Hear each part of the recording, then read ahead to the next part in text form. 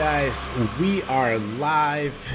This is the UFC recap show for UFC Vegas 18, UFC Overeem Volkov, UFC Volkov Overeem, whatever you want to call it. We just had action. We are live on YouTube. We're also recording, pre-recording for all the podcasts, wherever you get your podcasts, iTunes, Stitcher, SoundCloud, Spotify, all those places will still be live there. We just wrapped up a minute ago. It's been 2 weeks since we've had a recap show, and despite popular belief, the MMA world has gone on after Conor McGregor has lost. Like, it's still existing. We had a lot of stars fighting tonight. We had former Strikeforce heavyweight champion Alistair Overeem taking on Alexander Volkov. We had Frankie Edgar, former UFC lightweight champion. Didn't go well for him. I am your host. My name is Keith Shillan. I am a writer for Sherdog. I'm also the executive producer of the Loudmouth MMA Podcast Network. Joining me, as always, is the senior editor of Sherdog.com. He is the great Ben Duffy. Ben, how you doing, man? I'm doing really well. I'm just finishing putting this little link up so that people can join us from the front page. But, well, what a night of fights. What started kind of a little slow, took a little bit to get into gear, ended up red hot, no matter how you felt about those last couple fights. I mean, the finishes were getting served up hot and fresh, weren't they? The best thing about doing a live show is me and Ben just talked for about 10 seconds, and I said, hey, I'll fluff a little bit. So while you put the link up, I thought he did. I wasn't sure if he gave me a head nod. I thought he did, saying he was ready. I went to him too early. I'm still new at this fluffing it, guys. Usually we pre-record. It's only our second live one, so bear with me there. There are some people watching on YouTube. Make sure you guys comment. We'll try to talk to you guys throughout the night. Let's get right into it. Main event. We had Alistair Overeem taking on Alexander Volkov, a big showdown in the heavyweight division. Alexander Volkov had one of the best performances of his career, possibly the best performance of his career, as he knocked out Alistair Overeem in the second round by TKO. Let's get right into this, Ben. We both picked Alexander Volkov in the build-up. I know I picked him by decision. How did you pick him? I picked him by decision as well. Okay. So we thought... Okay. Well, I was just going to say, we both picked him by decision, and I knew I was wrong within 45 seconds. Yeah. Yeah, so Alistair Overeem, he's really... There's been so many sides of Alistair Overeem. He had the, devastating kickboxer days where, he was the Ubereem or the muscle on top of muscle, however you want to pretend he got all that muscle, knocking guys out with the kickboxing. He had the stage where he was really focused on his wrestling. He had that guillotine stage in late into Pride. We've seen so many things. But what we've really seen recently, and I kind of understand it as he's aged. Obviously, cardio is going to be an issue as you age. Chin is going to be an issue. He's really came in this game plan of a low output game. When his opponent comes at him, he does this shell up, hide, something you see a lot in boxing, kind of weather the storm and, see if his opponent gas out. And his last two fights, Walt Harris gassed out, a little different because Walt Harris was on top of him, and also Augustus Sky kind of gassed out, and it really worked out for Alistair Overeem. In this case, against Alexander Volkov, it was just the wrong strategy. As we talked on the breakdown, in my opinion, one thing about Volkov he's really good is sticking to his strategy, knowing what works for him, and what he didn't fall for it. He was touching Overeem. He wasn't overthrowing. He was keeping his vision. One thing that I really liked is when he was attacking Overeem against the cage, at some points he was actually grabbing his hand and pulling it away to punch, and also to kind of gauge the distance. So now it's only, Overeem's one side against his one side, but he's on the offense. So he did a lot of things like that, and he didn't chase a knockout. That's what really stood out to me. He just figured, when you weigh 265 pounds, you're a heavyweight, you don't have to land the hardest punch ever. Just naturally, you're going to touch him and knock him out. And just to me, it was just a pillar-to-post performance by Alexander Volkov. Tell me, what did you think of his performance?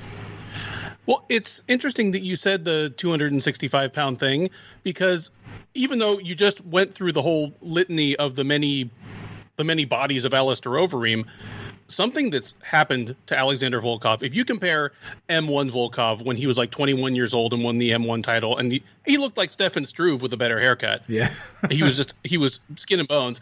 Then by the time he was briefly Bellator champ, he, probably going about 240, 245. Still, you look at him and you're like, okay, that's the tall, skinny type heavyweight. He's not a skinny guy anymore. He has put on weight just gradually over the years. There's no incredible reinventions from one fight to the next, but he's a big dude now.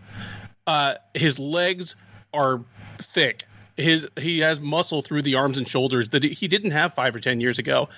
And that makes his approach pay off, because like you say, he doesn't load up on stuff. He's a deliberate striker.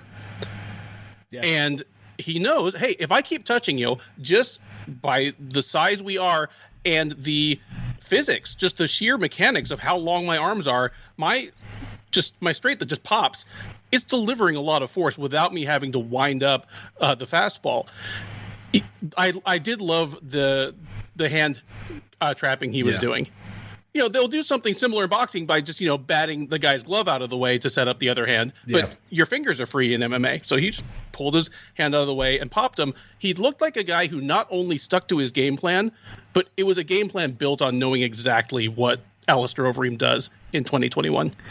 Yeah, so a lot of things about Volkov that I kind of think he gets a bad rap, because sometimes guys will have physically gifts, just born that way, being as tall as he is, being as long as he is. They have these gifts that they don't get credit for. I think about the days when Tim Sylvia was a champion, and somehow people would use it against him that he was tall. Well, you shouldn't use a jab. You shouldn't use teep kicks to win. I remember when he went against Jeff Munson, and he was just kind of jabbed him and played it safe, and people, use it against him. That's unfair. Volkov has it. Yeah, he's going to have that. He's going to have those people. Oh, well, of course, he's almost 7 feet tall. That's what you're going to get. But he does have, if he was 4 inches shorter, obviously he wouldn't be as good of a fighter. But I still think he'd be one of the best guys in the division because of how technically sound he is. His punches come straight down the pipe. He has really good vision. He understands range well when he going against a guy that he wants to use range against, like Greg Hardy. But in this case, he did it different. In this case, he kept the pressure on Overeem, because he knew Overeem wants in his recent fights, he wants a slow-paced fight. He wants to throw that loop and left. He wants to get you sleeping for a second and get the takedown. That wasn't the case with Volkov. He was like, I'm going to keep it on you a little bit, but controlled. That's the other thing that stands out to me. So when I was coaching in MMA and boxing and stuff, one thing I always tell my guys when I spar with them is control. Don't. Something that happens so many times when you box, and I don't want to go in listen, guys, I'm not Greg Jackson, one of these guys. I wasn't coaching world champions, but I always just say don't be in a rush to get the punch back. If we're light sparring and I punch you, don't force trying to hit it back. Don't be like, oh, I'm down one punch, let me get it back. Stay calm, stay controlled. There was one girl fighter I used to love her. She'd give me the pressure, but I would say, stay control with it. And that's how Volkov is. He's so controlled. He's never in a panic. He's always in the driver's seat, and that's what we saw today, and I was so impressed. Anything else you want to say about his performance? No, just that's it. Maybe the best performance of his career, and even though I picked him to win, I didn't pick it to look like that. I thought he'd just kind of win a boring decision, and I think I said he'd win a decision in a fight where we never thought for a moment that either guy was close to being finished. Again, 45 seconds, and I was like, oh man, I was dead wrong about this fight. Yeah. So let's talk about Overeem for a second. Now, you know how it is. As soon as an older guy loses, everyone goes on Twitter and they start writing him off. They start saying, well, he's done, he's washed up. I think, and then when they come back and they start winning one, it's like, oh wow, look at this resurrection. Perfect example is Glover Teixeira. We were writing off Glover Teixeira 3 years ago, but now people are calling for him to get a title shot. When you think of Alistair Overeem, do you look at him as washed up? No.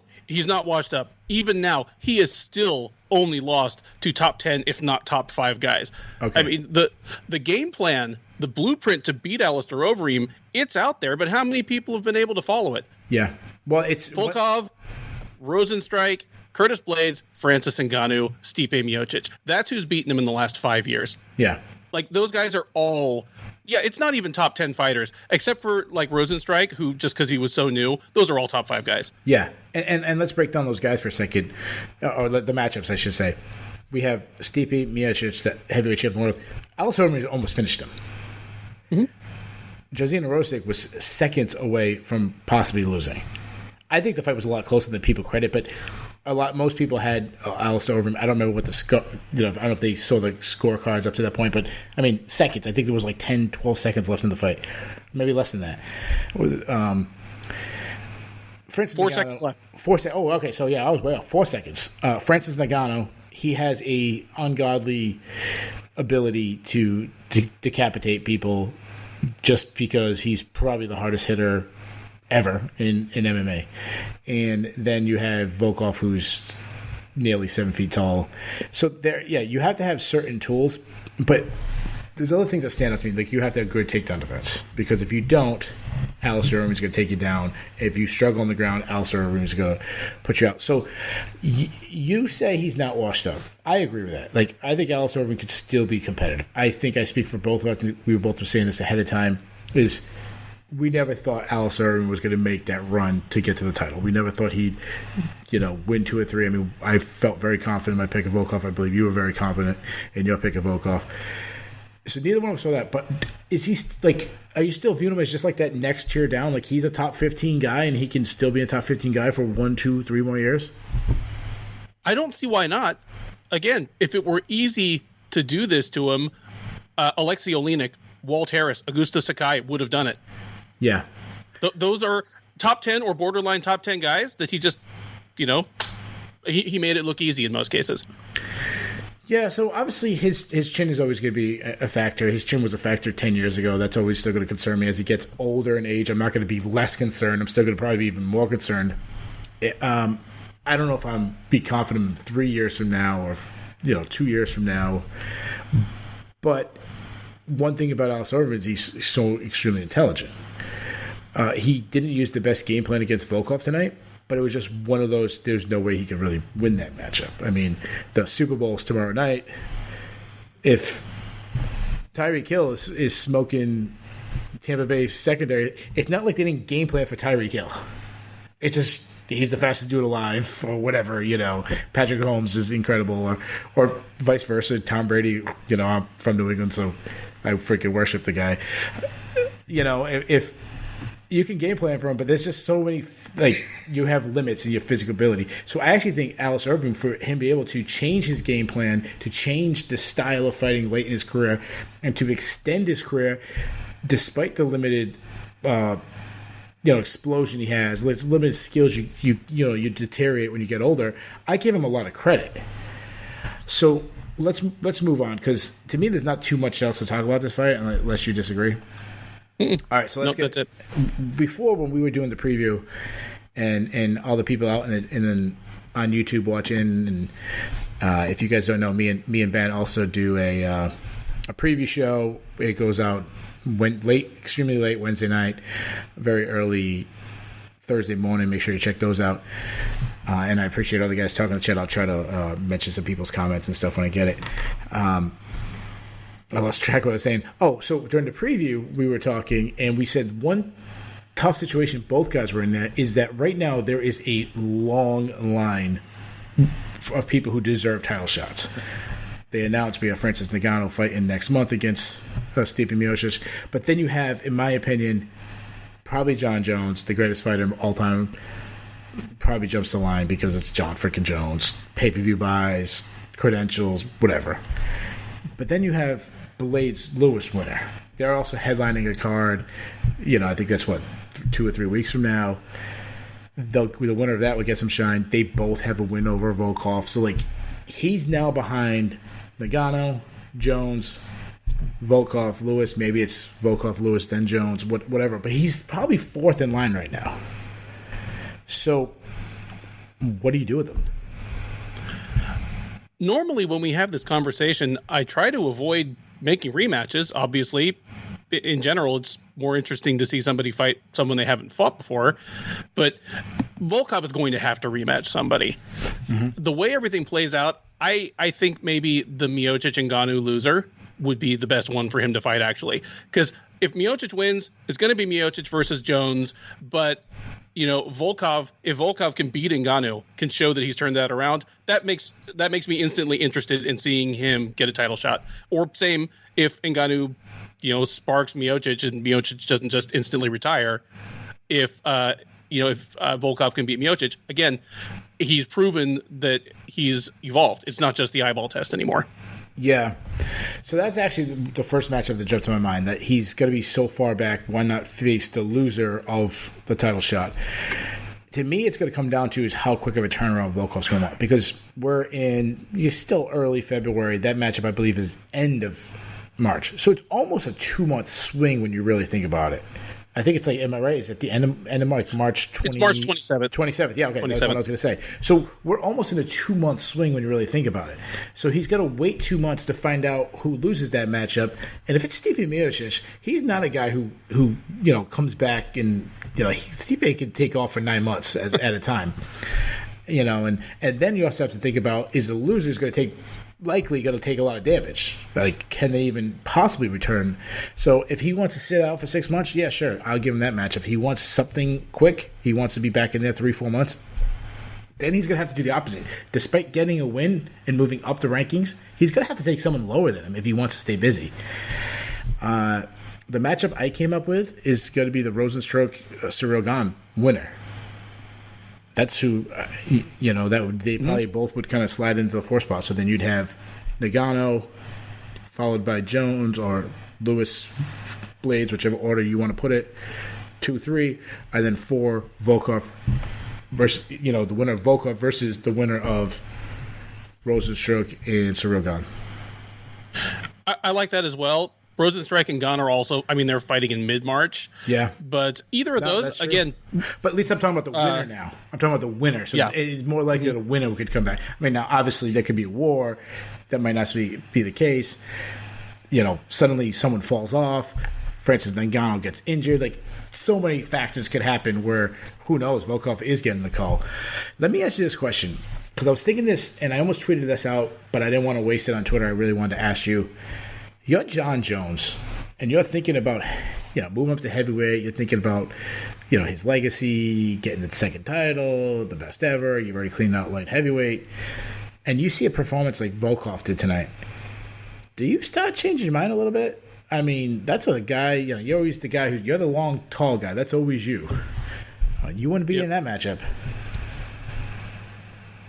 I'm sure, John Jones is a supremely confident athlete, and he is for a reason. I'm sure John Jones still thinks he would take Volkov out, no problem.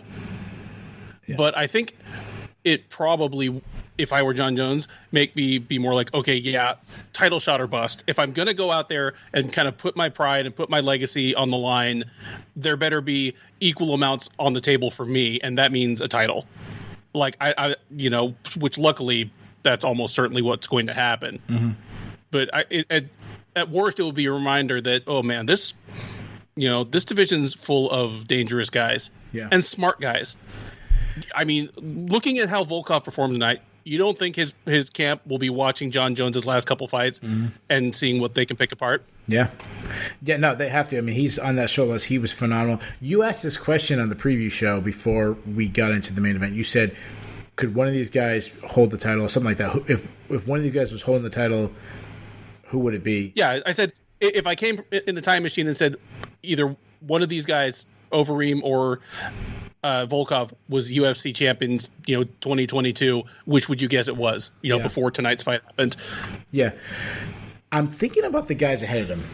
And the only one, now I'm not saying I would pick him over everybody, but the only one where you're like, this is a bad matchup, is what we already saw in Curtis Blades. That power wrestler, the power doubles, getting it on his hips. And even that, remember, he kind of came around late in that matchup. That's the only guy where I would favor heavily over Volkov. Now, I don't like to pick fights without doing film breakdown, but like him versus Stipe Miocic, that's a close to a pick-up fight to me. Mm-hmm. I agree. Okay. Now, Francis Ngannou has that insane power, but if anybody outbox Francis Ngannou, wouldn't it be like a longer guy that keep him at bay, that he can't land those big power shots? Yeah, I worry for anybody who fights Ngannou, obviously, but yeah. I would be less worried for Volkov than for most others. Yeah. Let's move over to Alistair Overeem for a second. This is it to me that. Okay, I let you go first last time. I'll go first this time, and because I want to pick your brain on these. If Alistair Overeem wants to continue fighting, I have no issue if he wants to hang it up. He's done so much, he's got nothing else left to do. That would be an option. If he wants to continue fighting, which I believe he probably will be. He's fought everybody in the UFC. Like, there's not many options. So the one I came up with is he's kind of going back the other direction. He's got to drop down. I would match him up with Marcin Tybura. That's what I would do. I'm fine with that. If he doesn't want that, if the UFC doesn't want him to take that big a step back, Blades and Lewis are fighting in a couple weeks. Blades will be heavily favored with good reason. If Lewis loses, that's not a bad fight either. No, and that's actually a pretty good stylistic matchup for him. In Derek Lewis. It is, like Overeem has weapons that Lewis doesn't, but he's, it's still another one of the hardest hitters. So will Overeem come out kind of weird and tentative like he did tonight? It's anybody's fight. It's a fight that I'm interested to see, and there aren't many next fights for Overeem that I'm that interested in seeing, and that's a problem because the UFC has cut much less well-paid people than Alistair Overeem in the last 6 months, just because they were no longer really in direct line for a title shot, and they were knocking other people off. Overeem came over with Strikeforce. Those guys were well-paid, and he was a big name before he was in Strikeforce. Overeem's expensive. Yeah, it's kind of that the old Patriot mentality is get rid of the guy a year early than when you're overpaying him. All right, guys, I promise this Super Bowl weekend, that'll be my last football reference. The other option I would like, and I'm not saying this is a possibility, but I wouldn't mind him getting, I wouldn't mind him getting cut. I wouldn't mind him going over to Bellator. I actually think at this point of his career, that actually would make more sense for him. I think there's more matchups. It's more favorable matchups. There's also guys he hasn't faced, so there's not a lot of rematches. You got Bader, you got Minikoff, you got Congo, you got Lynn Vassell, Matt Mitrione, Tim Johnson. There's a lot of guys he hasn't faced. Fedor. And he's actually young compared to most of them. Yeah, to me, all those guys you named, except for Minikov and Bader, are older than Overeem, I think. Yeah, but think about that. Yeah, I know. Go crazy as that. Doesn't it seem like that would be a perfect fit for him in this? I would feel like Bellator would be interested. I think him at this point, he'd still get big name matchups, still get a good pay.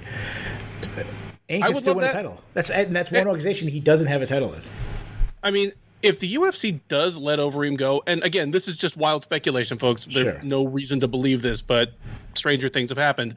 If they let him go in the first half of this year, Overeem will be fighting in Rizin on New Year's Eve, either as part of Rizin's roster or a part of Bellator's. Yeah, no, you're right. Let's move on to the co-main event. As impressive as Volkov was, there was another guy that was even more impressive, and that was not former UFC lightweight champion Frankie Edgar. It was Corey Sandhagen, who won by first round KO, flying knee, perfectly timed flying knee. Probably the leading, it's early in the year, obviously, but probably the leading candidate for knockout of the year. I tweeted out right afterwards that we talked about this matchup, and I said, this is going to be sad. He's going to get styled on. I thought Frankie Edgar would, legendary heart, legendary chin, would be able to make it. Wow, that legendary chin is starting to fade. But, a guy who's been hit with huge shots and somehow survived. I thought that he'd make it to decision, but I think I even said, we could see, 30-25 scorecard type thing. It was even worse than that. I mean, it was sad seeing him lay face down on the canvas, and one of the scariest knockouts I've ever seen. That's all there really is to it. I actually had Sandhagen by stoppage in this one, but I picked third round. I also could have said second. I figured it would be a process of attrition. Edgar would get much the worst of the boxing early on. He'd figure out early on that he wasn't going to be able to get takedowns, and then it was just going to be a round to 3 rounds on the gunnery range with Sandhagen, and I figured he'd just go down like under a hail of punches and Sandhagen lands on top and finishes it. I didn't expect this, but can't take anything away from Sandhagen here. One, yeah, I mean, Edgar's chin is not what it was in his lightweight prime, but that knee would have put down an ox. Yeah, that's true. And I rewatched that probably 10 or 15 times here, just trying to figure out if Edgar was getting ready to shoot for a takedown or that was just him ducking as he prepared to throw a strike. But Sandhagen anticipated him well enough that he caught him before Edgar's intentions were even really plain, as far as I could tell. Yeah. And man, knees from a tall guy. We just finished talking about Alistair Overeem, and Alexander Volkov, but man, knees from a tall guy are just such a deadly weapon. Yeah. So I want to shout out to the guys out in the chat. I want to ask you a question. I also want to ask these guys in the chat. So guys, please post your answer. There's a lot of guys that some of our favorite people. Zebra Cheeks in there. Helu_312. I think his name's Ryan. He's always talking to us on Twitter. He's fantastic. There's a guy by the name of Frank McEdgar. When you think about this, was it more an exciting moment based on obviously a spectacular knockout, or was it more of a sad moment to see a legend lying in the cage? So first, I'll say to me, I felt sadness more than excitement first. How did you feel? And guys in the chat, throw out there, excited or sad? I'll throw my answer out while they're answering. I'm actually kind of excited. Sandhagen has been a super classy dude on the way up, so it wasn't like watching Frankie Edgar get knocked out by an asshole. And again, you can't let it affect how you analyze what's going on in the cage, but before that door closes and after it opens again, of course that stuff matters. Yeah. Of course I'd be bummed if, Edgar had gotten knocked out by a Nazi or a woman hitter or just like some piece of shit. So yeah, and Sandhagen was classy but confident and in the immediate aftermath. Yeah, I mean, of course I'm sad for Edgar, but we knew this was the last legs of his career. We knew this was a bad matchup for him, and we both picked him to get beaten badly. It happened, So I'm going to put a pin on Sandhagen, even though I want to put a pin on him right now because we're talking about Edgar, because I want to go back to Sandhagen because we got a lot to talk about him, how exciting he is right now. But Frankie Edgar, we're not insiders, we're not Adam Schefters of MMA, just pure guess. Will you see Frankie Edgar fight again? Just gut call. Yeah, we'll see Edgar fight again. You think so? I'm going to say no. I think this is the last we see of Frankie Edgar. He's got a family. I can't imagine a family not saying to him dude, that's it. That was a hard knockout to see. Now, obviously, they're these guys. They look at film and they go, "Oh, it was just a fluke thing. It was 1 in a million perfect shot. I could still win. I beat Pedro Munoz. I'm 1 or 2 wins away from the title." I hope you're wrong. I hope this is the end of UFC Frankie, because at this point, what is it to do? You're not going to own the title. You went to bantamweight too late. And what is this to do? He's got enough money. He could be a coach. He could probably do commentating. He could work a desk. He can whatever he wants to do. I mean, he can do. I don't want to see him take any more damage. I agree with you on all those points, but he's still a borderline top 10 guy, and it's really rare that we see somebody walk around or walk out from the sport while they're still in that spot. They usually have to learn the hard way. Yeah, so today the NFL, so here you go. I said it was my last football reference, but they just announced the Pro Football Hall of Fame who made it. And Calvin Johnson was a guy that made it. His first Battle Hall of Fame. He's like the exception of someone who leaves on top. You know, him, Barry Sanders, like 3 or 4 people. What do they have in common? Yeah, I know. Like, I'm officially retiring from the Detroit Lions today as well. Yeah. So it's never going to get any better. So yeah. So I think everything you just said is why, like, that is why they keep committing. You say, like, if you're afraid, I'm still in the top 10. Like, I still beat Pedro Munoz. No, I know I scored it for Pedro Munoz. I don't know who you scored it for, but did you? I did score it for Munoz, but okay. I wasn't mad at that one. Yeah, I wasn't either. Either. It was one of those volume versus power kind of things. I'll throw it out to the chat again. Guys, just pure guess. Obviously, we're guessing. Will we see Frankie Edgar again, yes or no? Just throw that out there, guys. What they think. And then actually 2-part question. Will we see Frankie Edgar again? And if we do, who would you like to see him face next? If if you were running the UFC, I'll throw out the answers they throw out there. If I'm the UFC and Frankie Edgar comes to, I want another matchup, say summertime, I'm doing Dominic Cruz. Regardless if Dominic Cruz wins, I want the legend versus legend matchup, little nostalgia. That's what I would do. I think even that is a little big of an ask for Edgar. Really? I want them to just give him a winnable fight, not a walkover, but a winnable fight against somebody of his same approximate generation and legacy. Like, give him John Dodson. Yeah, okay. But honestly, if I'm Frankie Edgar's family, if I'm Frankie Edgar's brother, I would rather have him face Dominic Cruz. Just because you're going to take less brain damage. Like, you might lose. But yeah, John Dodson can still lay you out. Like, I know Dominic Cruz has those winging weird punches that he has dropped guys in the past, but it's rare. So you do a John Dodson, I would do a Dominic Cruz. I'm fine with that. Also, the highest ranked guy I can think of. Well, actually, no, never mind. What am I talking about? Jimmy Rivera is fighting this coming weekend. Oh yeah, I was just thinking, who's the highest ranked guy that I could see Edgar beating, and either way probably isn't gonna knock IQ points out of him. Yeah, and I'd also be okay with, and I don't have this off the top of my head because I had Dominic Cruz in my head, but I would also be okay with that guy coming up, a guy who kind of deserves a big name. Like, I wouldn't mind that matchup. Sherdog associate editor Jay Petrie has just informed me that John Dodson was released by the UFC in September. There you go. I want, since you apparently didn't know, I just want to offer you my condolences, Keith, since I know that he was your favorite fighter. I know. If you guys haven't seen his John Dawson's last match or the recap, I went off on how much he frustrates me, and I might do that. I'm going to do something fairly similar in the next matchup. Couple of names. Someone agree with me. Dominic Cruz for sure. Our boy Ryan threw out Song Yadong. That would be kind of that guy on the way up. That might be a bad matchup for Frank Edgar.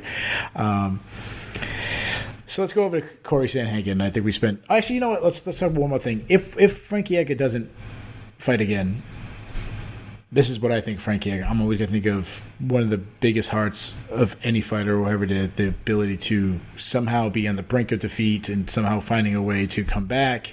I'm also going to think about the guy who is so undersized in the best division and winning the title, and he had to lose the title in an extremely close matchup against Benson Henderson that looked like he was like 50 pounds heavier than him. Like, that's what I'm going to think of Frankie Edgar.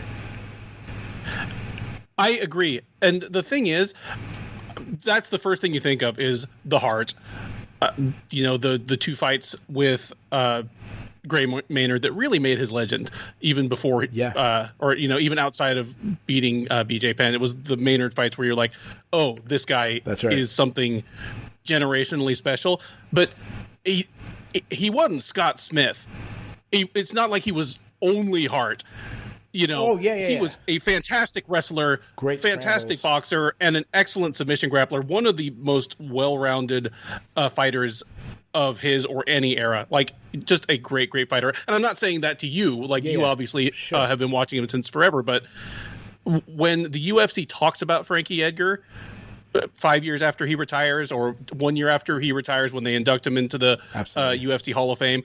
All they're going to show you is his incredible comebacks and talk about the incredible heart, but never let that detract from the fact that he was an incredibly skilled fighter. Yeah, and you who love the wrestle boxers, I mean, prototypical. Absolutely. So one thing I always think about Frank Edgar is I think about when he came into the UFC. I think it was his very first fight ever was in the UFC was Tyson Griffin, when Tyson Griffin was a hot commodity, and Frank Edgar was kind of an unknown. And he pulled it was a great matchup, really, really fun scrambles, and he won that in a fantastic fight. That's one of the things that always jump out to me is that matchup of all the things he's never done. I always think about his debut. Go figure. The other thing I think about Frank Edgar, just like a great dude. He just seems like a guy that if he wasn't a fighter, he was just a regular dude who lived next door to me. We'd be friends. I'd throw some ribs on the grill and we'd smoke some ribs and he'd be my homie. Yeah, that sounds about like him. Yeah, and yeah, just one of the sport's good guys. Yeah. Move on to Corey Sandhagen. Man, what a turnaround! Has anybody had as spectacular of a turnaround? And you know this. I love to live in the moment. You know that. I know that's a weakness of mine of over exaggerating. I understand. It's that natural I should work for a promotion. I have that little Joe Rogan in me where I'd be oh, super exaggeration. But what happened with his first, I shouldn't say his first huge matchup because obviously he had the Lineker fight, he had the Rafael Sunstyle, but the one that was supposed to get him to the title shot was the Aljamain Sterling fight, and he flopped. I mean, Aljamain Sterling went right through him, submitted him. I think it was under a minute or just over a minute. It was an absolute ass kicking. To turn that around and have the two knockouts against Marlon Moraes and Frank Yeager that he had, how incredible is that to recover from a loss like that with the way he has? It's spectacular because it's not he didn't even really take a step back. He looks better than he looked against middling opposition 3 years ago. Yeah. Yeah, just he's a fighter that is peaking now. Yeah. He's 28 years old. For the weight class he's in, and goodness knows how long he's going to be able to keep fighting at bantamweight. He is a huge dude. Yeah, that's true. Good point. He may even be a couple years away from his physical prime in terms of just skeletal muscle mass. Yep. But in terms of everything else, the ability to apparently make weight without issue, just his agility, his reflexes, his vision, he's just coming into his prime now. And he is a dangerous dude. I mean, I'm not taking anything away from Aljamain Sterling because I think he's one of the more unjustly delayed title shots in recent memory in the UFC. Mm-hmm. But I have no confidence that their fight plays out anything similar to that if they fight again for the title at the end of this year. Yeah. No, I understand. So that's a good point because we haven't seen him fix that hole because he hasn't been put in that same situation again. It's the same thing where, Francis Ngannou I would just talk. I'm interviewing Randy Couture, a brand new show coming out very next couple of days. Make sure you check it out. But I was talking afterwards to Randy Couture, and we were talking about Francis Ngannou. Actually, it might have been in the show. I can't remember if it was recording or after. But we were talking about Francis Ngannou, and he's been knocking everyone out. And I'm like, well, that's cool. They knocked everyone out, but I don't know if he solved the problem, which was the wrestling with Stipe Miocic. That's the same way I feel about Sterling against Sandhagen versus Aljamain Sterling. If I'm Sandhagen right now, if I'm his team, I'm rooting for Petr Yan to win. I feel like that's a much better stylistic matchup for me. You agree or not? No, I agree. I don't know if I would favor Sandhagen against Yan right now, but I might. I might too. I think and again, that's not taking anything away from Yan. This is just a great division, especially at the top. But the things that Yan does best are tough sledding against Corey Sandhagen. Yeah.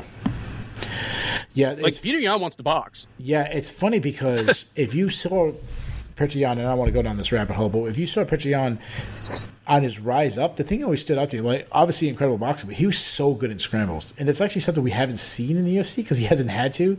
I think that'd be really fun. And actually, that's what we're going to get with Aljamain Sterling. I think we're going to see some fantastic scrambles.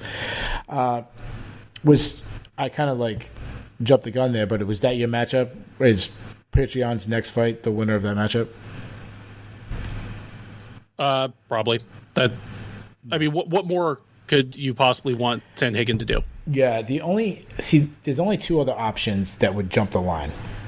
One would be if the UFC believes TJ Dillashaw should get it because he never lost the title, that whole thing. I don't. You've been out for 2 years. I'm sorry. He wasn't the champion for. It wasn't Demetrius Johnson run. It wasn't Anderson Silva run. It wasn't a John Jones type run. The other one, though, would be if Henry Cejudo came back. Because the door's always open. He had the title recently. He's obviously, I think he's very marketable. That's the only one. If I'm running the UFC, I might let skip the line. But if not, it's Sandhagen. Yep. And every week that goes by, every month that goes by, every event that happens, I'm starting to believe that Henry Cejudo retired a little bit more. Which is the strangest thing because it was so obviously a stunt. The weirdo in the Burger King crown, is going to go just retire and like tweet snarky stuff at everybody and challenge Amanda Nunes to a fight. Just being silly. Like I wasn't even mad at it. I was like, okay, fine. Just go do your thing and let the bantamweight and flyweight divisions sort themselves out for a while. Come back and fight whoever's the champ. Yeah. Do your thing. But yeah, he's just waiting and waiting and waiting. Yeah. I think Corey Sandhagen is a very likable guy. He keeps knocking people like that. He's going to have a very, very big fan base. Speaking of people who need to retire, Michael Johnson might need to retire. So I wasn't excited about this matchup heading in. We talked about that in the preview. I was like, Clay Guida's past his prime. Michael Johnson I've given up on. I wasn't excited about it getting bumped to like third from the top on the main card. Regardless of where it matters in rankings and all that and going forward, it was a good, entertaining fight. And the fight was much better than I expected. And it was better than I expected for some good reasons and some bad reasons. We talked about this, and I expected it to be terrible just because Guida is a fighter who often will just swing and miss and think that means he's winning, whereas Johnson is a guy who'll make the other guy swing and miss and think he's that winning. Makes it so he's winning. Yeah. But good point.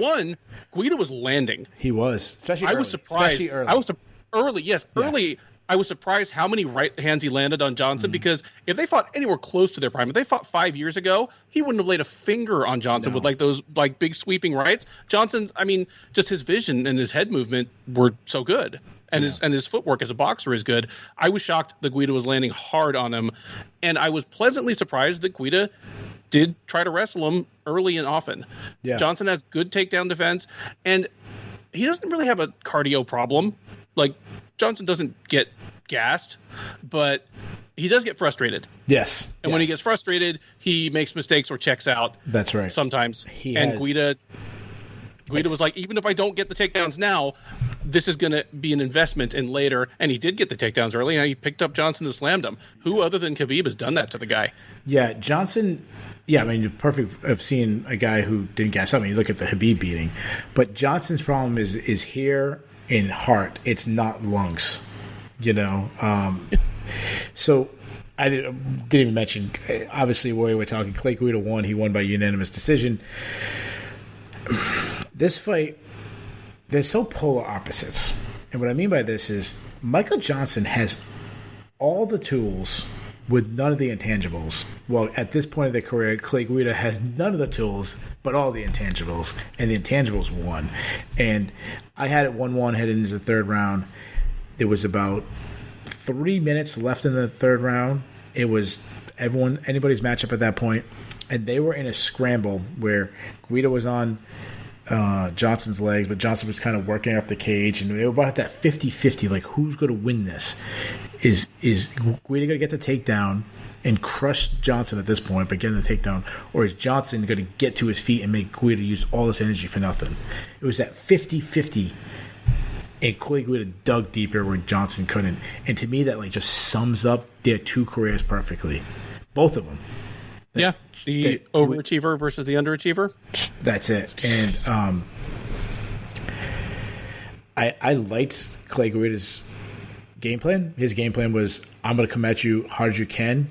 I'm going to force you to fight off your back foot. I'm going to force you to be reactive. Even if I'm not getting the takedowns, I'm going to make you work.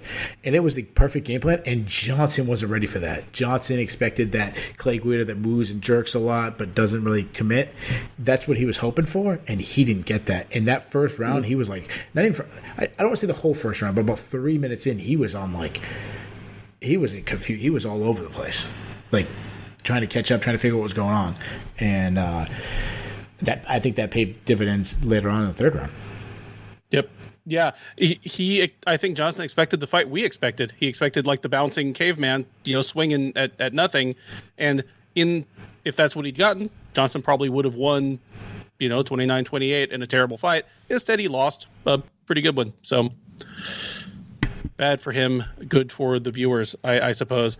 But yeah, I mean, I was wrong on both of their skill sets. And you disagreed with me on the preview. I said, Guida was a good wrestler, not a lights out off the charts wrestler, even in his prime. Mm-hmm. And that I thought even that was kind of going away with age. You defended his wrestling. You were right.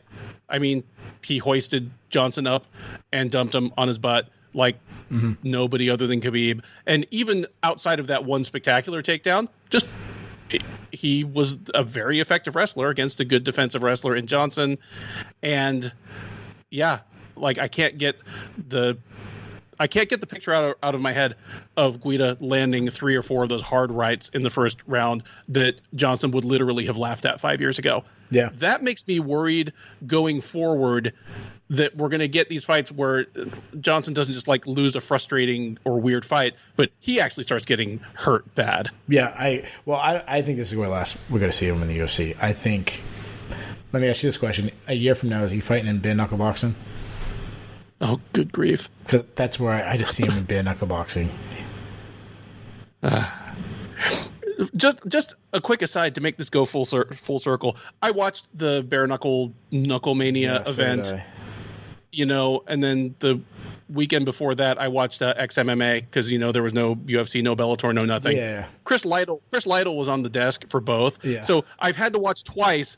One of the few MMA fighters to ever just really walk away on top and stay away. On top by the. Yeah. Dude, he was a borderline top 10 welterweight. He left on a double bonus for fight and submission of the night in his first headlining UFC card ever, if you don't count the tough finale.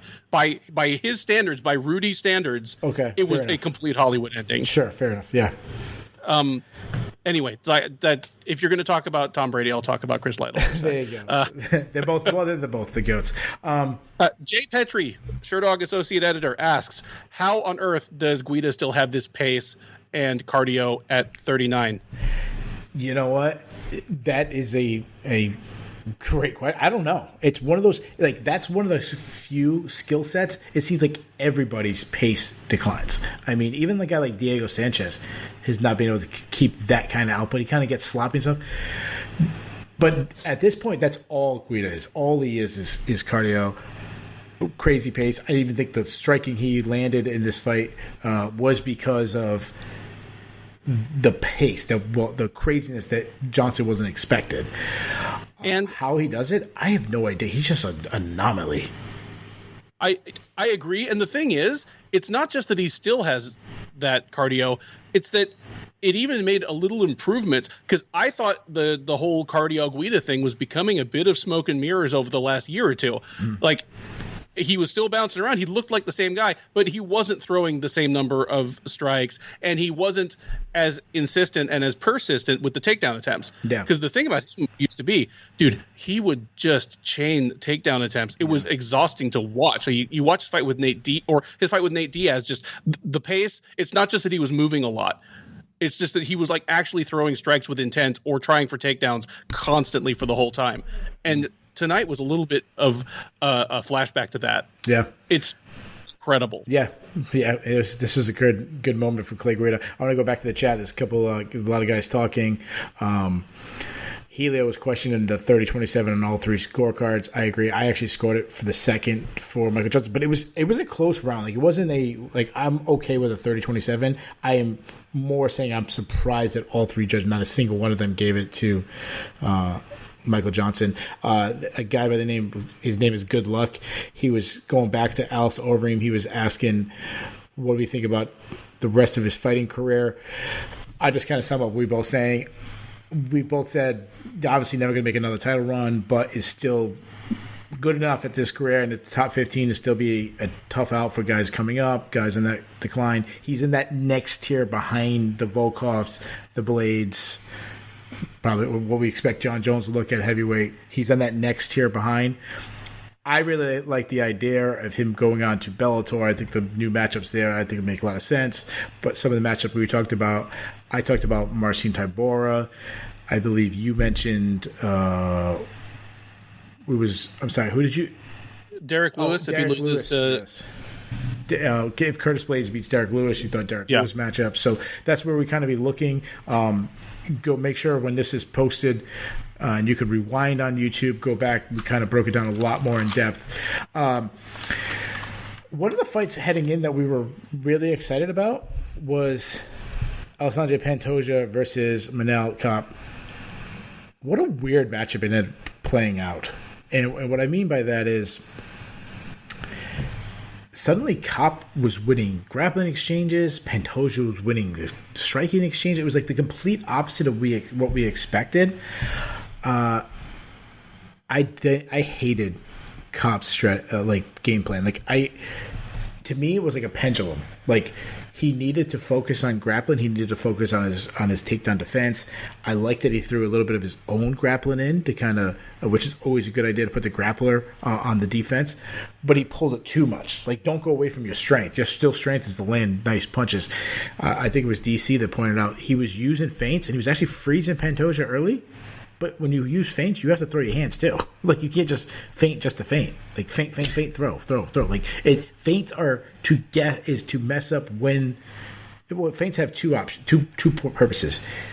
Either one is when you're going against a counter striker, you feint to force them to overcommit their strike, and then you actually counter strike the counter striker, or it is to mess up their timing. They're trying to time you and you're throwing feints, and then you don't throw a feint. You actually throw the jab, or you actually throw the hook, or you actually throw.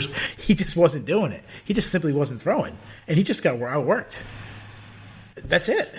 That is it, and I knew what his limitations were coming into the UFC. Like, I didn't think, and I don't think he's a future champion. I thought he'd be an exciting addition to the division. But even if I thought he had a ceiling, I thought Pantoja might have been the highest ranked UFC flyweight that was this favorable a stylistic matchup for Kape, because Pantoja typically has been a bit of a wild man. He's just willing to get too wild on the feet. Mm-hmm. Kape is a sniper. I mean, his problem is that he tends to wait, and he tends to throw single strikes when he throws. Yeah. But against Pantoja, I thought that would be enough. I thought Pantoja, well, I think I said on the preview, I don't think Pantoja will get a chance to learn his lesson. Yeah. I think he'll get too wild, and Kape will just catch him with something, and it'll be game over. That never happened. No. You're right. He got outworked. His feints were nice, but if there's no real strike coming behind the feint, well, fool me once, fool me twice, and all of a sudden he's not biting on the feints anymore. Yeah. No, I know. It's what I always kind of go ranting when people count, like, takedown defense. They'll say, oh, he stuffed 8 takedowns. I'm like, yeah, that's cool, but if, like, they say he won the grappling. Well, if he didn't get a takedown himself, did he win the grappling? Like, that's all defense. Like, it's like a... No, I'm not going to do an NFL reference again. I've done too many, but, you got to score some points, too. I don't want to take away from Pantoja because I was talking about the game plan of Kape. But credit to Pantoja, like, one thing we talk about is, like, he likes to get wild. The perfect example is the Snell one. He landed a knockout against Snell, but there was wild exchanges. He always gets, like, he invites a brawl.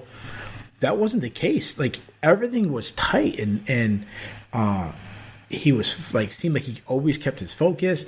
When Cop landed something big, he would counter with a shot. Like he kept like every time the commentary crew would get excited about something Cop would do, Pantoja would answer right away, or with a kick, and I was so impressed by that. So it was a weird matchup because I thought it'd be close. Well, actually, no, we were split on it, but we both could understand where the other side was coming from, where we could like.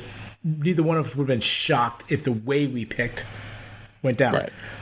But I was shocked how this fight went down because they were just both fought so different than I expected.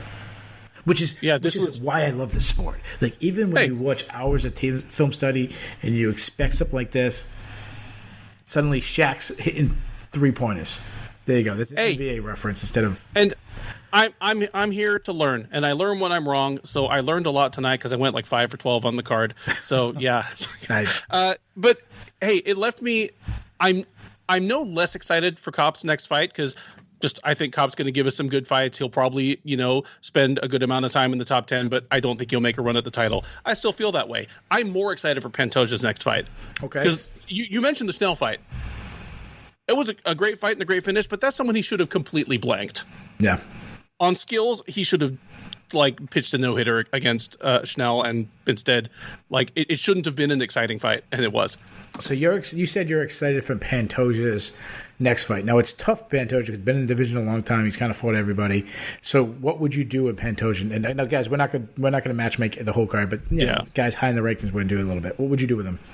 Oh, see, the problem is that Moreno and Figueiredo are almost certainly going to fight again next. Otherwise, someone like Moreno would be a good fight for him. He just barely fought Askar Askarov, and I believe who is Askarov about to fight? Joseph Benavidez. See, once he gets finished, now I'm sad. Yeah. Speaking, we're going to be having the same kind of little funeral candlelight vigil that we're having for Frankie Edgar tonight. Yeah, but the one thing about Askarov, he's not a big punch. He's more of a grappler, and Benavidez can still grapple like that. I think that might be a But see, the thing is, Benavidez is almost unique in MMA history in his ability to look like he's dead while losing by knockout or submission. That's true. You think of the his knockout loss to DJ, where he looked like he'd been shot with a sniper rifle, right. And then his loss to Figueiredo by rear naked choke, where he looked like a drowning victim. Yeah, it's going to be sad. How about Cop? What would you do with him? Now, this is a guy that went from weighing in for a possible title shot in case something happened with Figueiredo and Moreno to losing his debut. What would you do? Assuming he's going to stay at flyweight, of course. Assuming he's going to stay at flyweight, give me someone like Schnell. Give me someone like Brandon Royval. Give me someone like Amir Albazi. Just give me someone who's in that kind of 8 through 15 range that's probably going to give us an exciting fight with him. It'll take a couple fights to see where Cop is really going to shake out. He's fighting in a cage now. That's new to him. Mm-hmm. And he's fighting at flyweight. So, yeah. He's an exciting guy, so I want him to get a win to introduce himself to people, who don't know him. So I go even lower than you. I would go like the winner of Tim Elliott versus Jordan Espinosa. Give him the guy that he can knock out. I mean, Snell. Okay. Snell. I like the Snell matchup because that's a guy that would be engaged in a stupid fight with him that would not work out well with him. But anyways, speaking of a fight that we both picked wrong, but we both kind of expected this kind of fun affair. I'm assuming you got fight of the night: Beneil Dariush versus Diego Ferreira. Beneil Dariush won by unanimous decision. Incredible fight. Some of the scrambles were incredible. There was a scramble early in the fight, like the very beginning. That I was just like, I think it was the very first takedown attempt from Dariush that. Like Diego Ferreira jumped on his back, like almost flying, triangled them, spun underneath them, worked it way, get back up, and I was just like, wow, like that was insane. I don't know if it'll end up being round of the year, but it's probably one of my favorite rounds of grappling I've seen in several years. You're talking about the first round? Yeah, the first round. Yeah, no, I always struggle remembering what's the best round, but that's a hell of a one. Like that's a good one to start the year. Dariush impressed me with just his mixture of striking and grappling. Like, he didn't abandon the one. Diego Ferreira was a tough stylistic matchup for him in the grappling, where he could, he's a smaller guy to get the takedowns, to do the offense grappling. It's just tough for him. It wasn't tough for Dariush in that sense. And don't listen to what I'm saying. I'm not saying out grappling Diego Ferreira is not tough. I am saying that's extremely tough. I mean, from an offensive sense, like he when it came to the grappling, he was going to be on the offense. He was not going to be on the defense, and he landed good shots, and then he made entries when Diego either had a moment or Diego started to open up too much or whatever. And also having his size, the size difference, because we talked about in the previews, Diego Ferreira probably should be fighting at featherweight. Dariush was making him carry his weight a lot, and then we saw that in the scrambles late. It became a lot harder for Diego Ferreira to get off from bottom. I mean, Saif Saud, his coach, was losing it. I think it was like late in the second round about get off from bottom, and it was just that draining of his energy because of the size difference. You agree or not? Don't disagree? I completely agree.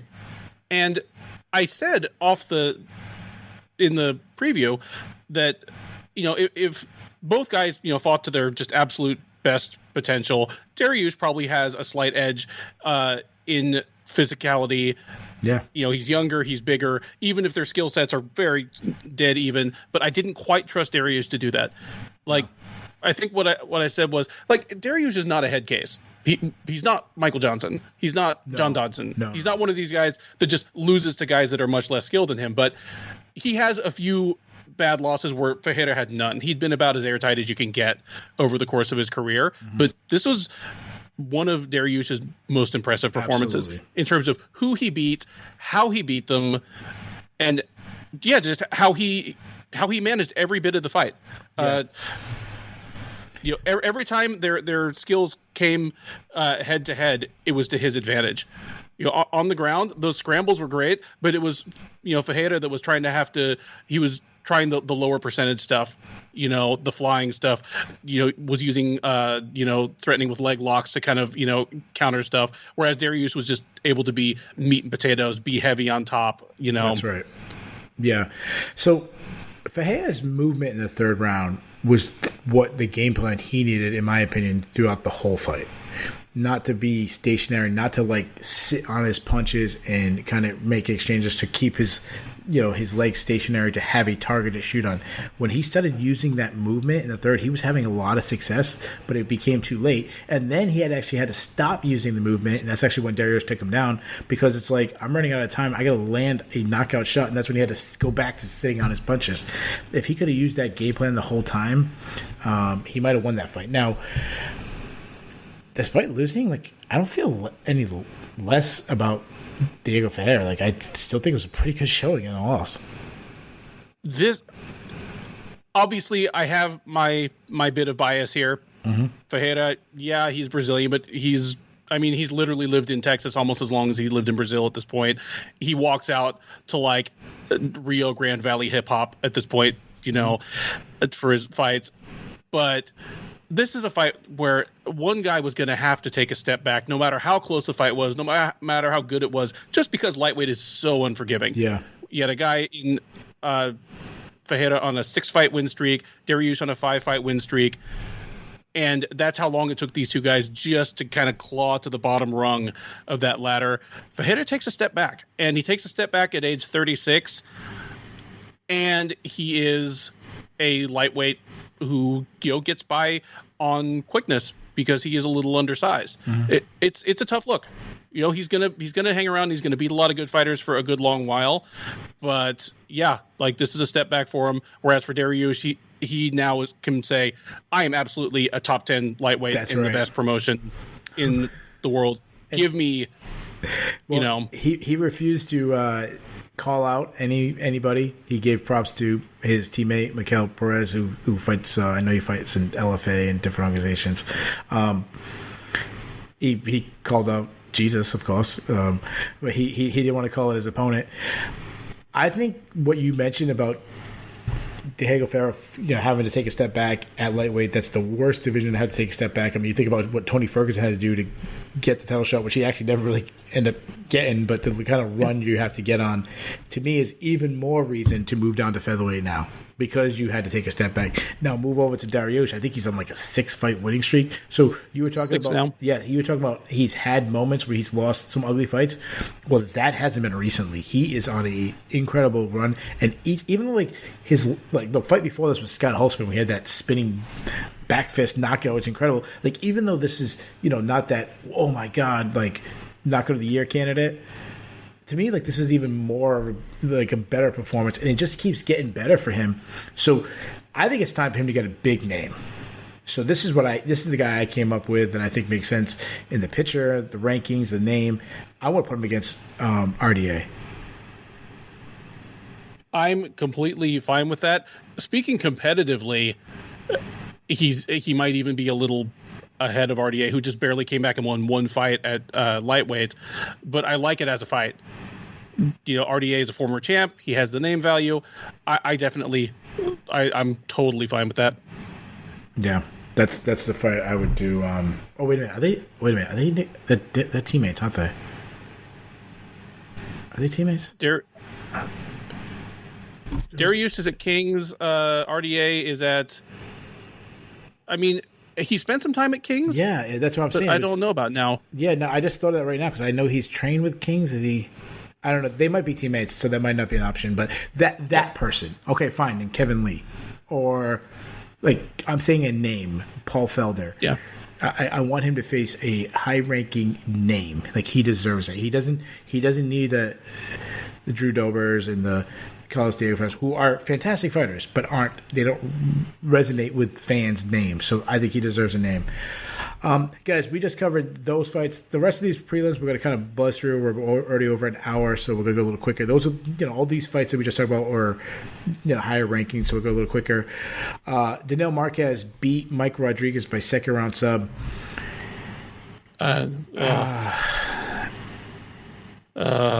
Marquez had the right strategy, which was to wrestle early and turn it immediately. Yeah. The only thing I think I will remember of this fight is the fantastic audio from the ESPN UFC where they really got Joe Lauzon's instructions, and Mike Rodriguez was trying to follow Joe Lauzon's instructions. Like, he'd say, push with the elbow, and he had his hand, then he changed it to the elbow. He was following everything Joe Lauzon was saying. The problem is Marquez was always one step ahead. He always had the counter, or he was always beating him to the punch. And plain and simple is Mike Rodriguez's submission defense, his wrestling has not advanced at all since he's been in the UFC. It's just some guys aren't good grapplers, and they'll never be good grapplers. Like, I remember seeing an interview with Pete Spratt, like, gosh, it was probably close to 20 years ago now. But he was talking about, like, people saying, "Oh, I need to work my, like, grappling." Like, I work on my grappling every single day. Just, I'm not good at it. What do you want me to do? Yeah, I love that, though. Yeah, that's how I feel about Mike Rodriguez. Yeah, I picked Rodriguez to win this. I picked him to win by knockout. As soon as I saw Marquez get the takedown within what felt like 45 seconds, I was like, "Oh no!" I was surprised it even made it to the first round bell. Before that, we had Devontae Smith making his return to the UFC against late notice Justin James. He originally supposed to be Alex Da Silva. That would have been an incredible matchup. That was actually the matchup I might have been most excited for in an X's and O sense. Instead, we have Justin James. So Devontae Smith is coming off that knockout loss to Commonworthy. He's been out of the sport for a while. And in the first round, the first thing I said is, wow, I thought he was fighting gun shy. I was like, man, he's jabbing and leg kicking and not stepping in on any power shots. And I'm like, he's worried about getting knocked out, isn't he? Like, I started thinking that, and then it was a second. Then Justin James came in his wheelhouse, and then he started landing good shots, and then he had that hip toss, kind of lazy lateral when a guy goes on your hips and you throw him, and then some elbow hell that gave a huge contusion, possibly it looks like, I'm not a doctor, but it looks like a broken orbital bone. Perfect stoppage by the doctor. I mean, the guy eyes completely closed. props to Justin James for straight up lying and being like, "Oh, I can see out of it. It was completely cool. I can see out of it." Like that's a dude. Probably, he's that guy that if you told him to run a mile, he would in a group. He would be the slowest guy in the group, but by mile 2. Now he's middle of the pack, and by mile 3, he's leading the pack because he's just this tough son of a bitch that just won't stop. That's about the best way to sum him up. I did also think Smith was gun shy in the early going. I can't blame him, yeah. You know, all things considered. But once he kind of got his feet wet and felt better about the range, because, hey, even tape study will tell you that James is a guy with, you know, short reach and short stature who still seems to be able to get inside and land with some power. I can understand why that would make you apprehensive, but it was mostly one-way traffic once he turned it on. Yeah. He was better everywhere, and that was a gruesome, contusion. I have to think back to, Donald Cerrone or Nico Price for the last time I saw one that bad. Yeah. You know? Yeah. Before that, Carol Hossa defeated Jocelyn Edwards. Hossa was a person I wasn't sure about. I kind of liked her a little bit, but I still wanted to see some. To me, tonight was one of those ones no, she's a good prospect. What I liked about her fight against Jocelyn it was just how intelligent it was to me. She came out right away wrestling to tie Edwards down. You know, Edwards is a big, swinging, hard puncher. So get a little tired. Obviously, get a little lactic acid in the arms, slow down her puncher power. Then when Edwards came to her feet, she kind of had to, you know, survive the storm. And then she started attacking the leg, take on her power by attacking her leg. Then she brought back to the wrestling. It was just seemed like such an intelligent, thorough performance. And she's a young fighter, and she's in a shallow division. That's an extremely shallow division. And this looks like a future title challenger to me. I agree. I had Edwards in this one. I think you did as well. We both had her by the slight upset. And I still think Edwards is a solid prospect. I still am tentatively willing to call her the truth, at least in the sense of being a future top 10 fighter in this division. I was just impressed by Hossa. And for the same reasons you mentioned, I expected Edwards to be the quicker the quicker striker, the harder hitter, and Hossa did all the perfect things to kind of defuse that. I still feel that way about Edwards, but Hossa fought a better fight, and it didn't matter. Blunting her offense by making her tired early was really smart, and because of that, we already knew Edwards' gas tank was, if not a liability, at least a question mark, in that we just hadn't seen it really tested that much. But Hossa was the one and take on Laura Procopia. This was a fight I wasn't excited about. I'm still not excited about. I'll start with McCann. This was a terrible loss from McCann. She was I didn't expect her to. I thought she might give up a takedown. You know, we talked about Procopia being a black belt. I just didn't expect her to get taken. I think it was 7 times. Some of those were mat returns, which I hate that they count them, but still, the 4 or 5 legit takedowns. But not only was she taken down, but she couldn't get back up. Not good. Flip it over to Procopia, though. She's only 25, which is kind of crazy when I think about it. She was the better grappler. She out-muscled McCann, which I think both of us were surprised by that, because that's McCann's game, is being kind of like a brute. And I was also impressed with her pressure. McCann came out, I don't know if you remember, but McCann almost ran across the cage to get right in her face, and she kind of just circled off, and then she reversed the pressure on her, where McCann had to be on the defense. She was forced on her back foot, whether it was striking, and then all of a sudden be right on her hips for grappling. And just a really, almost same thing I just said about Carla Hossa, is just an intelligent performance. Yeah, on a night that I got a lot of fights wrong, again, went 5 for 12, this might have been the one I got the most wrong, just in terms of how I pictured it coming out. Like, every definitive statement I said was fucking wrong. It was terrible. I said I expected McCann to be the stronger woman once they got the hands on each other. I agree with you, I may have called her stocky. Just, well, she's a fighter that you can unironically call meatball. That's okay. She's 5'4" and 135 pounds. But as soon as they clinched up the first time, and at least by bantamweight women's standards, was ragdolling her. Mm-hmm. Like, not only did she get 7 takedowns, but they and the mat returns, it was basically just kind of hoist and dump. Just her strength and her leverage were outstanding. McCann, she's not going to win a fight where she's not the better wrestler, where she's not the stronger woman. She presents as a striker. She wants to be like the crazy brawling chick from Liverpool, but she's a bit of a grinder. Mm-hmm. And she couldn't do it, and because of that, she lost this one bad. That's the thing that surprised me. Being the grinder and lose the grinding battle like badly is not a good look.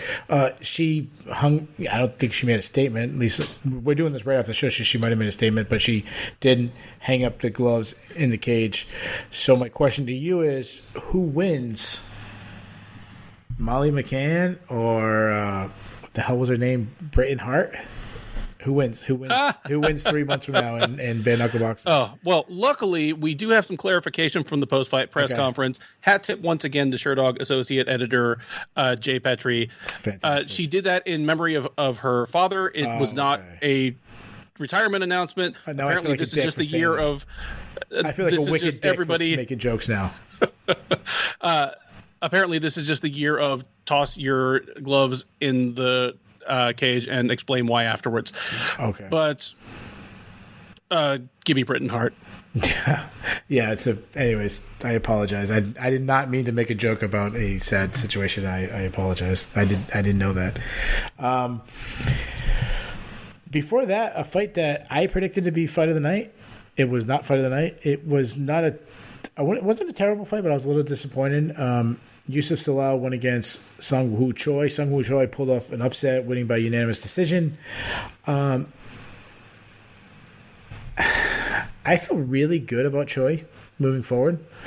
He's a very dynamic striker. Like, we saw bits and pieces of this, but it was a tough style of the matchup based on Zalal moving so much and kind of hard to hit, like a moving target kind of thing, But such improved grappling, both defensively and offensively, that when we saw him early in his UFC, he's still really young, a lot of time off. I really like that. Now, Zalal is a guy that's I liked before, and I'm starting to not like him, based on two things. One, I thought he was using his movement too much. Like, it's cool to move and avoid, but you gotta attack too, and this is, I feel like it's like a soccer team just kicking the ball back and forth to the two players. Well, you got to shoot at the goal too, and that was for all our European listeners. I should have said football. I apologize. The other thing is just the fight IQ. He was at one point he was down. I thought he was down 2-0. He probably needed a stoppage, and there was like a minute and a half, 2 minutes left in the fight, and he was just like holding on to a single, trying to get the guy down. It was just not working. And I'm like, does he not know he needs a stoppage? Like, he's probably losing. He should be throwing that high kick that we've seen of his, or like, why is he holding on to the single that he hasn't got in 15 minutes? Those are the two things that really, really jumped out to me about Yusuf Salal. I picked Salal to win this one. I thought that they were broadly similar, at least. Both guys that want to kickbox and have struggled against people that can physically bully them. Mm-hmm. I just wasn't expecting Choi to be this improved or to look this good after that much time off. I still like Salal. His fights are fun to watch, even if, he's yet to get a finish in the UFC nor be finished. Looks like you're in for 15 minutes, but he's definitely in danger of taking a step back and becoming just another guy. In fact, I'd argue that he basically is just another guy at 145 at this point, where, 6-7 months ago, he was on the short list of the breakout stars of 2020. That's right. He's entertaining kickboxer, has just this effervescent personality. He's a blast to listen to on the mic. But Topuria, for one thing, stopped the whole express. Yeah. But we know how good Topuria is. But even if Choi, is a future top 10 guy, that he beat Zalal this decisively takes him even a step down. And I would say, he's just another guy now, but he is still super young, and he's with a good team. So just like Choi came back from a year and a half or whatever it was off and looked physically stronger and improved and more confident in his broader skill set, Zalal could improve as well. So wait and see. Yeah, he's obviously, as you mentioned, he's so young. So I mean, we don't want to write him off anyways, but it's more like a pause on this guy. Like he's got some more room that needs to grow. One thing I forgot, and it's just going a little rant for a second, is a wizard trip. He kept trying to, not wizard trip, wizard throw. Like he was using it, and this is for all my wrestlers out there that wizard throws. The wizard is a defensive move. It's a move to use when someone's trying to take you down, to get them off your hips, to get to a 50-50 position. You hit a wizard, then you try to face it back off. It is not an offensive move. Yes, can you get a wizard trip? Can you do a wizard throw? Yes, those do happen, but it's supposed to be a defensive move, generally speaking, and Yusuf Zalal kept going for it, and that's when he was getting taken down. And I'm like, dude, it's a defensive move. Stop. Anyways, moving on. Before that, Timur Valiev won against Martin Day. He won by unanimous decision. Valiev is better than Day. Much better. Much better wrestler. And he got knocked out in his last fight. He wanted to make sure he wasn't getting knocked out this fight, so he out-wrestled him for 15 minutes. That he did. And for the time that he elected to exchange on the feet, the difference in speed. Yeah. The difference in the lead leg. He was attacking the lead leg a lot. And, but it was not a good fight, though. It was not an entertaining fight. It was a snoozer. Yep. All right. And before that, this fight, the only thing that's news was Jerome Rivera as O'Day Osborne knocked him out. It was 26 seconds. Jerome Rivera took a gamble, moving up 2 weight classes on just over 2 weeks' notice, 2.5 weeks' notice. I'm sorry, not 2.5 weeks' notice, 2.5 week turnaround. He fought 2.5 weeks ago, came back on, this was days' notice, moved up 2 weight classes, and O'Day Osborne knocked him out 26 seconds in with a left hand. Nothing to talk about the fight because it was a 26-second fight, but O'Day Osborne wants to go down to flyweight. What's your thoughts on that? Why? Would be my thought. So he said it basically, I think he's 29, and it's going to take him too long at 135. He wants to be in the title picture at flyweight like soon, which could happen. So, okay. We need bodies there, so if you can make it, works for me. And that's a valid point because bantamweight is getting really, really deep, while flyweight is still recovering from being down to like 11 or 12 fighters, a couple years ago. Sherdog associate editor Jay Petrie, when was the last time that we had 2 sub 30-second knockouts on one UFC card? Anyway, that's just is he asking the question? I'm asking him. Oh, there was one about a year ago. There was like 3 or 4 knockouts in like under a minute. Remember that to start the card? It was like prelims. Mm-hmm. It was like 3 or 4. I'm trying to remember who was fighting on them. Like I don't remember. I know one was a female fight. Oh, there's so many fights in my. If you asked me about fights a year ago, I can't think of it. You asked me about fights 20 years ago, I'll tell you the round. I don't know. That's something the way my brain works. I know. Same here. It's a good thing I learned to tie my shoes when I was 6, because that's the thing I don't forget. So there you guys have it. We covered all 12 fights. Let's get to some of the fun stuff before we get out of here. Also want to shout out to all the people watching live on YouTube, all the people talking in the chat. Much love to you guys. We appreciate you guys doing that. Also, if you are listening on to podcasts the next day on whatever podcast, we appreciate you guys listening. We head over to the segment. You want to do the cut list, or you want to do the Bulls or the Bears? Let's do the cut list. All right. I have at least 5. I have 4, so let me give mine, because Okay. I might agree with you after you give me yours. Okay, first off, one thing I don't have to ask Jay Petrie, because he already told me, is that Jerome Rivera joined Jason Reinhardt as the only fighters to go 0-3 in the UFC in 3 different weight classes. Oh, that's a nice little stat for you.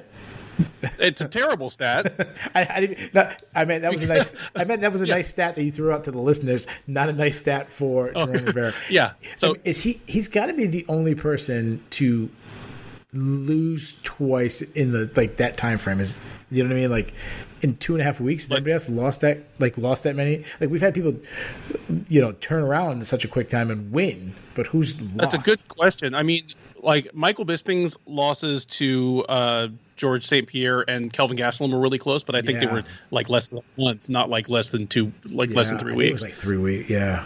Yeah. So Jerome Rivera, 0-3 in the UFC, 3 different weight classes. None of them have been especially competitive. Martin Day, 0-4. Yeah. You said Timur Valiev is better than Martin Day.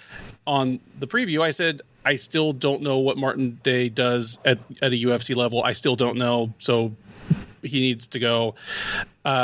Mike Rodriguez. Yeah. It's a bad You look. can't have that big of a glaring hole in your game. I mean, he's got submitted. I don't mean to jump in on you, but I want to remember that Ed Herman. We talked about this preview. Remember that Ed Herman screw job, but let's not forget that he got submitted by a 40-year-old Ed Herman in the 3rd round by Kimura when he was on top, and now he got submitted again. He's back-to-back submission losses. Not a good look. But sorry, continue. Oh, and my last one is Michael Johnson. Michael Johnson has lost 4 straight. He has lost 7 of his last 9. He's lost 9 of his last 12. He is decidedly under 500 in the UFC right now. But I don't care about that. I like Michael Johnson. I'm here for his fights. But tonight, like I said before, this was the first fight that made me think that he might start to get hurt really badly. Because the thing about Johnson is, it's not like he's gotten knocked stiff by people. He just loses stupid fights. But if Clay Guida hits you with 4 flush overhand rights in the first round, there's some lightweights in the UFC that are going to kill you, and they're not in the top 15. There are top 30 guys in the UFC that are going to kill you. So that's my last one, is Michael Johnson. I just threw up on the broadcast one of the tweets where buddy Ryan said, "I think Martin Day's hair is UFC level." So that was pretty funny. It is sharp, nice fade, good fade on the. So I agree with on all 4 you said. I've given up on. You still like Michael Johnson? I've given up on Michael Johnson. Shout out to Rivera and Day on their way out. At least get another fight and get another paycheck. The only other person I added was Justin James. I know he took the fight on short notice, this and that, but he's lost 3 in a row. I'd cut Justin James at this point. He's in one of the best weight classes in the division. There's guys who are more talented on the regional scene that deserves that spot. That's who I would go with, like someone in the regional scene instead of him. So, but you didn't have. I'm fine with that. No, okay, but so he made the cut list. I mean, you're the guy with the axe. That, like, your cut list is always longer than mine, so sometimes I can be talked into it. I'm fine with that. I mean, getting rid of Johnson is the one that really clears the cap room for you. That's right. But, James clears card space as well. So, yeah. Oh, just quick answer to that trivia question. UFC Fight Night 114. So, Pettis versus Moreno back in August of 2017 was the last time 2 knockouts of 30 seconds or less took place on the same card. Humberto Bandenay, Viva Peru, 26 seconds, and Dustin Ortiz, just 15 seconds. There you go. Before we move on, last thing about Michael Johnson. One of the funniest moments, Clay Guida, I don't know if you caught his post-fight, when he was trying to talk up Michael Johnson. I think he doesn't want him to get caught, and he was just, saying nice things. And he's like, his record speaks for himself, like talking about how good it is. And I'm like, his record's 19-17. Anyways, let's move on to the Bulls and the Bears. If you guys don't understand the Bulls and the Bears, this is a stock market reference. When a stock is going up or the market is booming, it's called a bull market. When it's going down, it's a bear market. It's based on the way a bull attacks with his head up, the horns up. A bear attacks with his head down. I've never been attacked by either, but that's what they say. You want to do Bulls or Bears first? Let's do Bears. Let's get the sad news out of the way. All right. So the way this goes is these are the people who had the worst night. This is we do it like a hockey style where we do 3 stars. We only pick up to 3, being if you're the number one Bear, that means you the worst. Your stock dropped the most. Do you want to go first? Or you want to go second? I'll go ahead and go first. All right. My bottom one, like least bearish one, I will go Youssef Zalal. He's now got 5 fights in the UFC. He's 3-2. Even if he were 5-0, he wouldn't be ranked right now. So it's not like he's stocked down in the sense of, you could be a top 10 featherweight and now you're not. But like I said, just another guy is not a great place to be. Especially not in this time where, people are kind of making themselves into stars overnight just with the right combination of winning at the right time in the right way and having a certain panache on the mic. So definitely a stock down moment for him. Number 2, Molly McCann. The book was written on Molly McCann. The ceiling was there. I don't think either of us was thinking of her as a future title challenger, but I thought she was going to settle into this routine where she was this, reliably exciting fighter that ends up sticking on UFC roster for another 5 years and gets 15 more fights. I don't know about that now.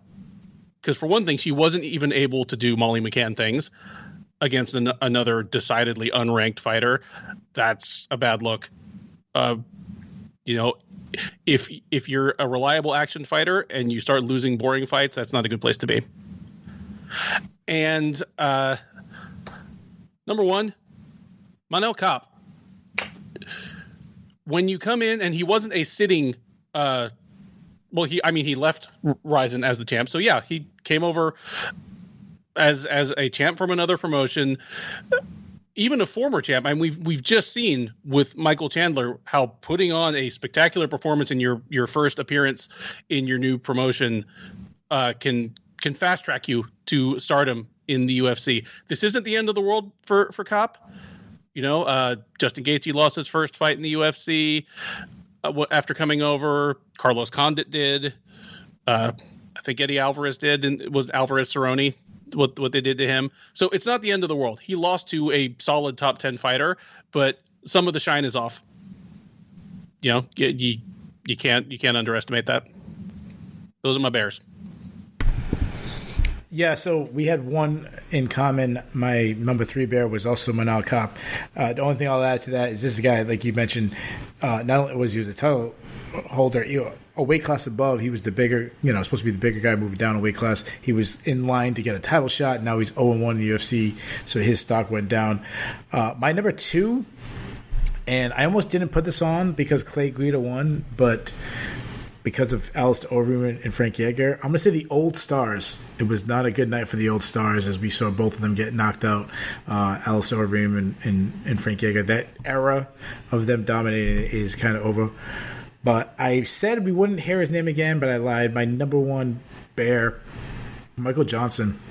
And I'm going to give credit to, I believe it was Bloody Elbow. I apologize if I have the wrong media who tweeted it out, but he basically, whoever did this, they said this guy went from in 2017 almost knocking out Justin Gaethje to losing a decision to Clay Guida in 2021. His stock is crashed as far as it possibly can. Let's move over to the Bears. Now, these are the biggest winners of the night. Bulls. I'm sorry, yep. Bulls. I'm sorry. I was looking at Bears. These are the Bulls. These are the guys who had the best night. I'll go first this time. My number 3, Beneil Dariush. He's now on a 6-fight winning streak. Got a fight of the night winner. Deserves a big title shot. He's just soaring right now, and he looks better than he ever has. My number 2, Brazilians. Brazilians went 4-1 on this card. On the evening, they had Pantoja, Marquez, Rosa, and Procopio. I'm messing up her name. I apologize. They all won. They had 2 underdog wins in that group. Procopio and Marquez were both underdogs. And then their only loss... actually, even Pantoja, he wasn't an underdog, but it was a pick'em fight. So they weren't big favorites other than Hossa. The only loss was a split decision. Carlos Diego Ferreira lost a split decision, and it was also one fight of the night. So just a really good night if you're a fan of Brazilian MMA. And the number 1, I don't know if this would be your number 1, but if I had to guess, it's probably going to be your number 1 too. And that's Corey Sandhagen. He was a big favorite. He was supposed to do this to Frankie Edgar, but to get a flying knockout over a legend of Frankie Edgar, he's going to be the talk of the night. Everyone's going to go crazy about him. Corey Sandhagen, to me, is the big winner of the night. Who are your bulls? Okay, bulls. Dariush is one of mine. He took a step up that just it's really, really hard to do. You can't underestimate how hard it is to build yourself up into the top 10 of the UFC lightweight division from scratch. Like, if you're watching this now, look at anybody in the UFC lightweight top 10 and look at their record and just look at the people they had to beat to get there.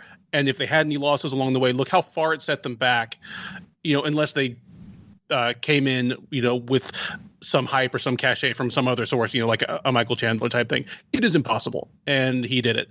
So great night for him. One a little bit out of left field. I thought it was a bull night for Lara Procopio. Not just that she won, but she won by not doing the things that made her lose before. She flat out came in and did not fight a dumb fight. She came in and fought like a grappler. She fought like a black belt. She fought like a stronger woman and better wrestler. Whereas if she had just gone out and gotten into kind of a wild punching match, like she did against Carol Hossa a year or two ago, she might have lost an entertaining fight, but instead she just smothered Molly McCann. That's good. She survives. She advances. And yeah, number 1, got to be Corey Sandhagen. He was hugely favored. If you're hugely favored, winning is already expected. So what can you possibly do to raise your stock any more than that? Well, you give us something we've never seen before. I mean, we've seen Frankie Edgar finished. We had seen him knocked out, but he got knocked out by Brian Ortega, who is a big featherweight and a very hard hitter, and just hit him with an uppercut that started somewhere in like Torrance, California, and ended on the point of Edgar's chin. And even then, he was not as knocked out as Corey Sandhagen did to him tonight. That was stunning. If you are a member of the bantamweight top 10, it's a little frightening. Yeah, huge night for Corey Sandhagen. There you go. Let's get to our grade. What was your grade for the card? C-. Really? Just too many boring, grindy fights on the first part of the card. Yeah. There were a couple of fights that were better than I expected, like Johnson versus Guida. Mm-hmm. But there were others that were just bad. Yeah. Like fights were 30 seconds in, you're like, I know how this fight ends. Can I fast forward? Mm-hmm. No, wait, this is happening now in real life. Shit. And I'm just sad for Frankie Edgar. C-. Yeah. So when I'm watching the card, like thoughts go through my head. I write little notes and stuff, and I was thinking like, wow, we gave this on paper like an A for a fight night. Like This is that good. And I'm watching the prelims. I'm like, oh my god, is this going to be a D, or a C-, because of how many. It started off with a bang with O'Day Osborne, but then it was like decision, and they were like boring decisions. but I grade heavily. Like my grade is weighted. Like the higher up the card, the more weight it gets, and it really finished with a bang. The last 3 fights all delivered, so I'm actually gonna give it a B minus. Like I think the last 3 fights in particular really saved the rest of the card. So, and then there was like some little fun things like the Ode Osborne knockout, the Justin James, I being close. I'm not saying I find it fun for Justin James to possibly break his elbow. I mean, like things I'll remember. Like, so there's a couple things that stood out to me. So that's what I mean by that. So I'll go B minus. So there you guys have it. This is a live recap of UFC Overeem versus Volkov, UFC Vegas 18, UFC Fight Night. I always mess this up. 184. 184. Guys, we'll be back next week. We have another card, UFC 258. Like it's just that quick of a turnaround. Kamaru Usman versus Gilbert Burns card. I want to say thank you to all the listeners, of course, all the people who listened live on YouTube, all the people who participated in the chat. We're still working out the little kinks of it. Tell us what you like about the show, what you don't like about the show. I on the fly, I learned how to pull people's comments over, so I'll try to do some of that more often. So just bear with me. And guys, we'll be back next week. Thanks for listening.